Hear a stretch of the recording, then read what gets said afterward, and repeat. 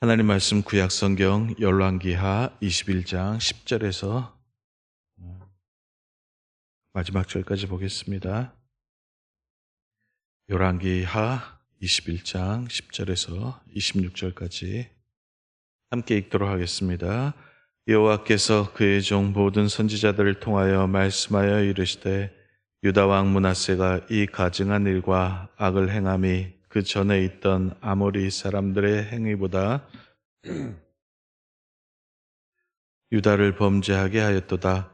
그러므로 이스라엘의 하나님 여호와가 말하노니 내가 이제 예루살렘과 유다에 재앙을 내리니 듣는 자마다 두 귀가 울리리라.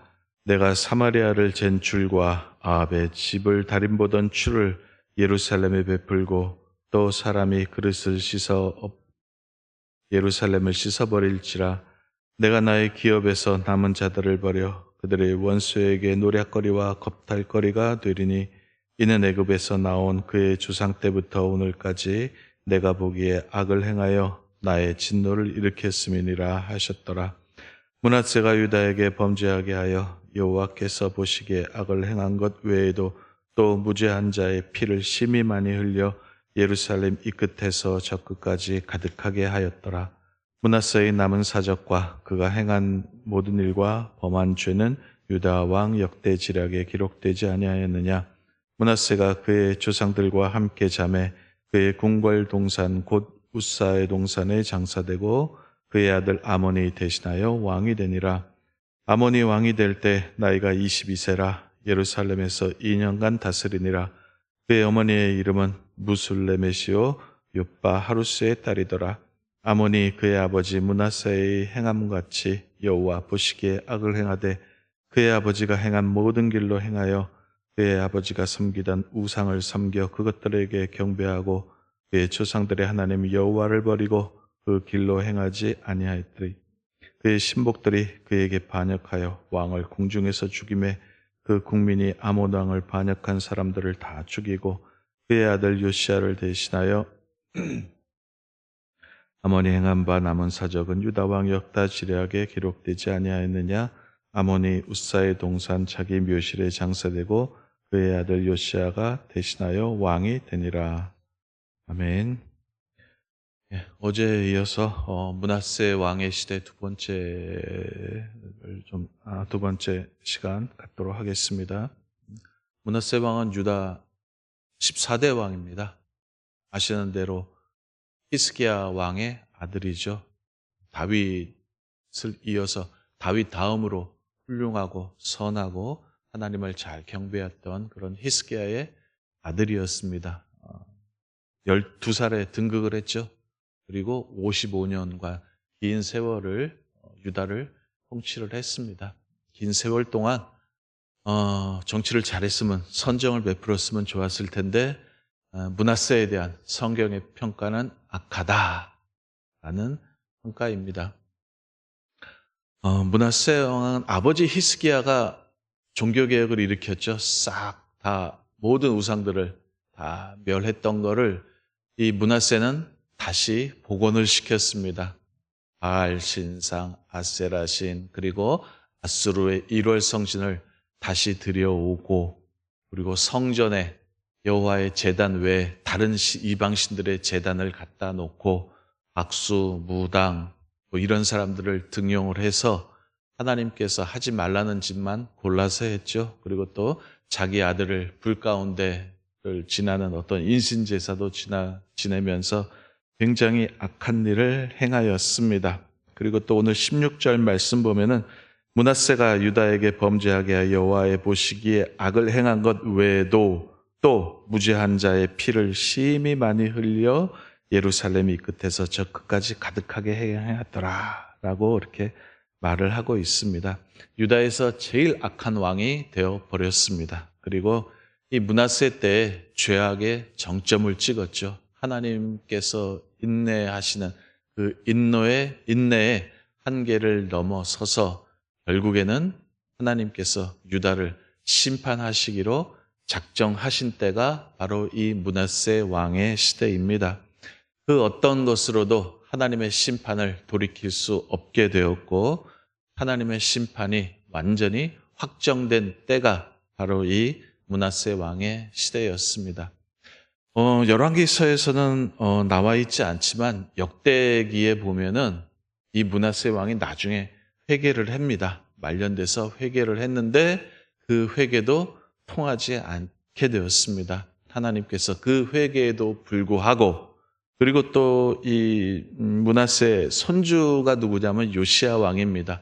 요시야 왕도 완전히 이스라엘을 개혁을 했지만 그것도 별 소용이 없었죠. 하나님의 심판은 이미 정해진 거기 때문에 아무리 므낫세가 회개했다 할지라도, 그리고 요시야가 종교 개혁을 일으켜서 하나님 앞에 바로 서고자 했을지라도 그것과는 이제 무관하게 하나님의 심판이 이제 진행되는 그런 상황이 되었습니다. 그래서 오늘 읽은 10절에서 18절 보면은 하나님께서 어떠한 심판을 내리실 건가, 심판의 정도, 심판의 성격이 오늘 읽은 부분에 이제 나와 있습니다. 12절 보면은 이런 말이 나오죠. 12절 하반절에 보면은 내가 이제 예루살렘과 유다에 재앙을 내리리니 듣는 자마다 두 귀가 울리리라 하는 말씀이 나옵니다. 하나님의 심판이 얼마나 극심한 것인가라는 것을 말해주는 그런 표현입니다. 두 귀가 울리다라는 말은 듣기만 해도 고통을 느낄 만큼 가혹할 것이다 하는 그런 뜻입니다. 귀가 그냥 우리 이명 걸리듯이 웽 그 정도가 아니라 귀가 아프다는 그런 말입니다. 귀에서 심각한 고통이 일어날 정도로 하나님의 심판을 듣기만 해도 그와 같은 고통이 우리에게 임할 것이다. 그 정도로 하나님의 심판, 징벌이 가혹할 것이다 라는 그런 표현입니다. 13절에 보면 이런 말이 나오죠. 내가 사마리아를 잰 줄과 아합의 집을 달인보던 추를 예루살렘에 베풀고, 이런 말씀이 나옵니다. 심판의 근거를 말을 하는 것입니다. 줄과 추는 이건 측량 도구입니다.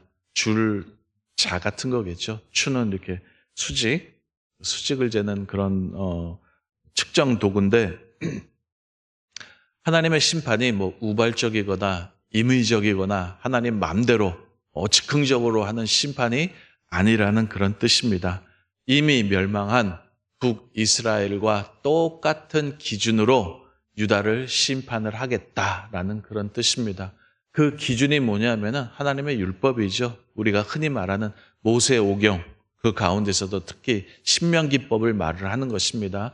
이미 하나님께서 모세오경에, 모세의 율법에 기록해 준 대로 그 원칙, 그 법칙, 그 기준에 따라서 하나님께서 북이스라엘을 심판하셨던 것과 똑같은 기준으로 내가 유다도 심판을 하겠다 하는 그런 말씀을 하고 있습니다.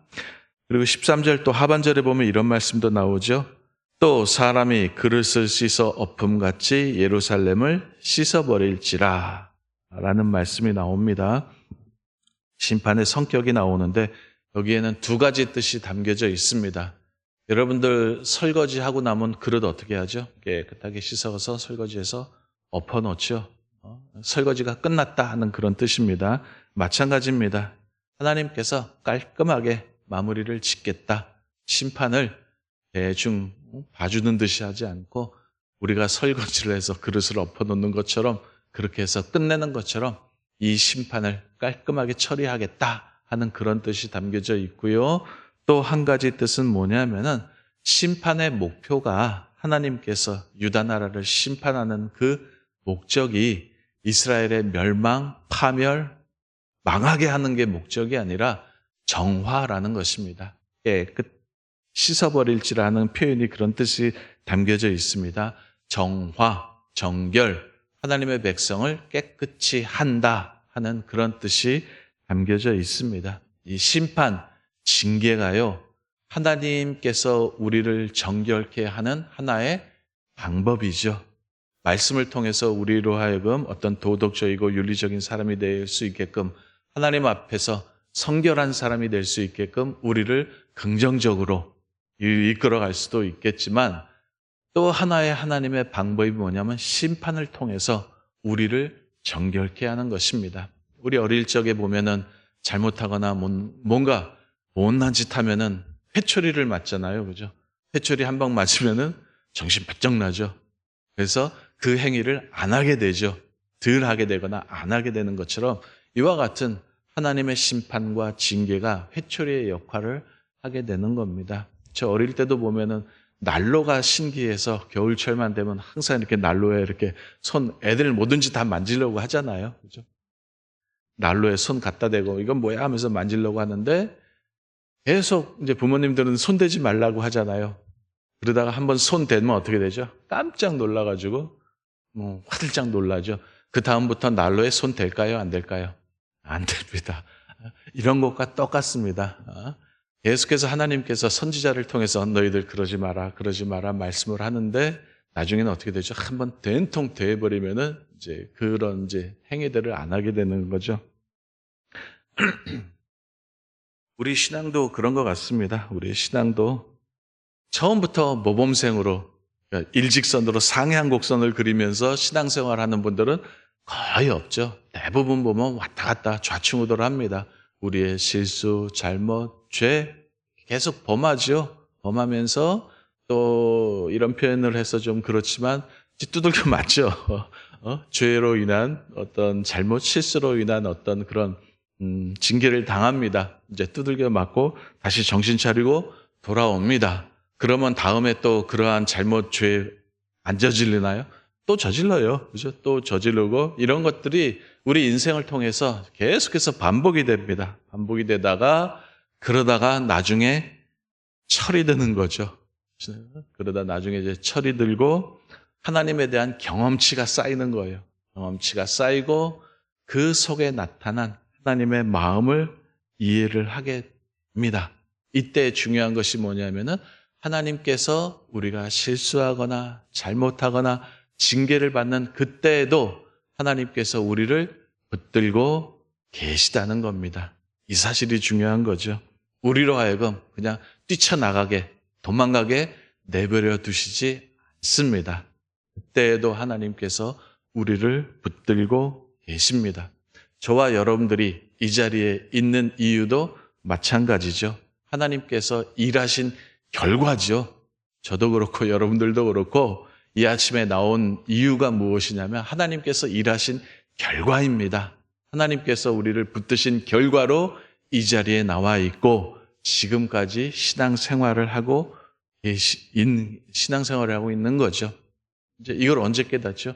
나중에 깨닫죠. 나중에 깨달으면서 이것이 하나님의 마음이었고 이것이 하나님께서 행한 일이셨구나 하는 것을 우리들이 깨달으면서 우리의 마음이 항복을 하는 거예요. 이 신앙생활 억지로 하지 않습니다. 억지로 새벽에 나오라 그래도 안 나옵니다. 다 우리의 마음이 하나님 앞에 항복해서 나오는 거죠. 그렇죠? 그 앞에 겸손히 무릎 꿇게 되는 그런 결과가 이제 이루어지는 겁니다.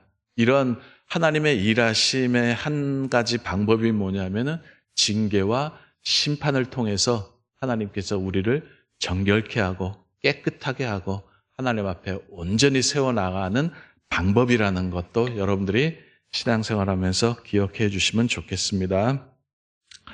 18절, 19절부터는 또 이런 내용이 나옵니다. 이제 므낫세의 아들 아몬의 이야기입니다.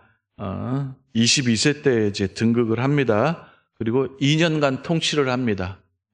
횟수로 2년이지 실제 다스린 기간을 따져보면 2년이 못 되는 그런 기간일 것입니다. 근데 나중에 어떻게 되죠? 신하에게 살해당하는 그런 비극을 겪게 됩니다.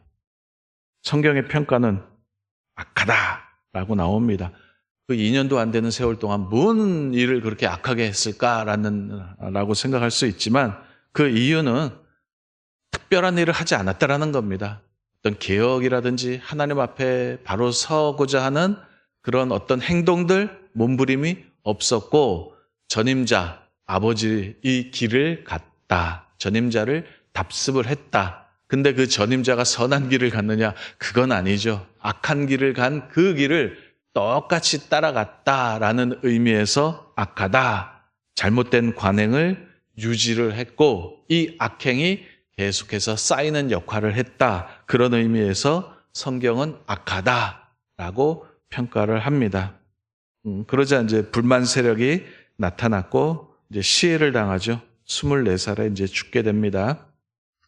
그런 이야기가 쭉 나오게 되는데, 자, 이제 마지막으로 결론적으로 한 가지만 말씀을 드리도록 하겠습니다. 우리가 계속해서 이제 열왕기서 역사서를 배우고 있지 않습니까? 우리가 역사를 배우는 이유가 몇 가지가 있습니다. 첫 번째는 뭐냐면 역사에 교훈이 있어요. 역사가 우리에게 주는 교훈이 있는데, 좋은 것은 본받으면 되죠. 그죠? 좋은 일, 착한 일, 선한 일을 한 사람들, 다윗이나 히스기야의 행위들, 이런 것들은 우리가 읽으면서 나도 이렇게 해야겠다라고 본받으면 됩니다. 나쁜 짓, 못난 짓을 한 사람은요, 우리의 반면교사로 삼아서 경계를 하면 되죠. 므낫세를 읽으면서 나는 저러지 말아야지, 우리는 이렇게 하면 안 되겠구나 하는 이런 것들을 배우게 됩니다. 이게 역사의 교훈이죠. 이런 것들, 선한 일은 선한 일을 하면서 긍정적으로 우리가 학습을 하게 되고 배우게 되고, 못난 짓을 한 사람들은 나는 저러지 말아야지 하면서 하나의 반면교사, 거울이 돼서 우리의 행위를 되돌아보게 됩니다. 또 한 가지, 두 번째 역사를 배우는 이유가 뭐냐면은 내 자신의 행위를 객관화시켜 볼 수 있다는 그런 장점이 있습니다. 이 므낫세가 처음부터 악했을까요? 처음부터 이건 죄다라고 생각을 하면서 그 모든 일들을 행했을까요? 그러지는 않았을 겁니다. 그죠? 므낫세가 이렇게 반신적인, 그리고 하나님을 대적하는 정책을 펴는 데는 그 나름대로 이유가 있습니다. 우리가 잘 몰라서 그렇지 아마 므낫세 데려다 놓고 물어보면은 그 당시에 므낫세가 그렇게 할 수밖에 없었던 나름대로의 정당성과 이유가 있었을 겁니다. 아마 므낫세는 자기의 행위를 죄라고 생각하지는 않았을 겁니다. 나름대로 그 시대 상황에 맞는 정책을 내가 폈다라고 생각을 하고 그렇게 얘기를 할 겁니다. 하지만 이게 나중에 결과적으로 보면 뭐가 된 거예요? 하나님 앞에 죄가 된 거죠. 그죠? 우리의 행위가 그렇습니다. 우리의 행위가 당신은 잘 몰라요. 내 행위와 내 말이 그 시점, 행위를 한 그 시점, 그때는 어떤 의미와 가치를 갖는지 잘 모릅니다. 내 행위의 의미를 잘 몰라요. 그런데 시간이 흐르면은요, 이 행위가 어떤 행위였는지가 선명하게 드러나죠. 처음에 할 때는 이거 좋다, 우리 하자라고 해서 했는데 어느 정도 시간이 지나다 보니까 이건 내가 엉뚱한 짓을 했구나 하는 거를 깨달을 때가 종종 있지 않습니까? 그죠? 국가도 그래요. 대통령이 어떤 정책을 폈을 때 나름대로 이건 좋은 정책이다 라고 해서 생각하면서 펴겠지요. 그런데 시간이 어느 정도 흐르다 보면은 우리가 엉뚱한 짓을 했구나 하는 것을 이제 깨닫는 것처럼 인간의 행위가 그렇습니다. 예를 들면 이거죠. 이런 사물이 있어요. 너무 가까이 있으면은, 너무 멀어도 안 보이지만은 너무 가까이 있으면요, 이것도 안 보여요. 우리 행위가 그렇다는 거예요. 처음에 할 때는 잘 모르지만은 시간이 흐르면서 우리의 행위가 어떤 의미가 있는지 확연하게 드러납니다. 너무 가까워서 안 보이는 거예요. 너무 가까워서 안 보였던 것들이 어떤 시간적인 텀을 두고 보면은 그 행위가 어떤 행위였는지 선명하게 드러나게 되는 거죠. 일례로 우리가 교회 생활 지금 하지 않습니까? 지금이야 우리끼리 좋다, 우리 교회 좋은 교회다, 하나님의 일을 우리가 한다라고 할지 모르지만 이것도 시간이 지나봐야 아는 거죠. 우리는 선한 일이다, 옳은 일이라고 하지만 이건 또 모르는 거예요. 시간이 지나봐야 아는 거죠. 그래야 우리의 이제 시간이 지나서야 우리의 행위에 대한 평가가, 역사의 평가가 나오는 겁니다. 이런 의미에서 우리가 역사를 공부를 하면은 긴 안목에서 우리의 행동들을 객관화시켜 볼 수 있다라는 겁니다. 열왕기서나 역다기서에 보면 역사잖아요. 그죠? 성경 전체가 역사잖아요. 그죠? 그런 역사적인 안목에서 내 행위가 하나님 앞에서 온전히 바를 것인가 하는 그런 역사적인 안목과 통찰을 우리가 이런 열왕기서 역사서를 배우면서 알 수 있는 거죠. 그래서 열심히 공부하시라는 그런 뜻입니다. 열심히 공부하시고 또 그러나 내가 지금 이건 옳다고 하는데 이거 진짜 옳은 것인가 하는 것들, 하나님 앞에서 바른 것들인가, 역사가 시간이 지나도 이런 내 행위가 옳은 것으로 판명될 것인가 라는 것들은 좀 깊이 생각하면서 우리의 삶을 살아가는 그런 자세와 태도가 되었으면 좋겠습니다. 기도하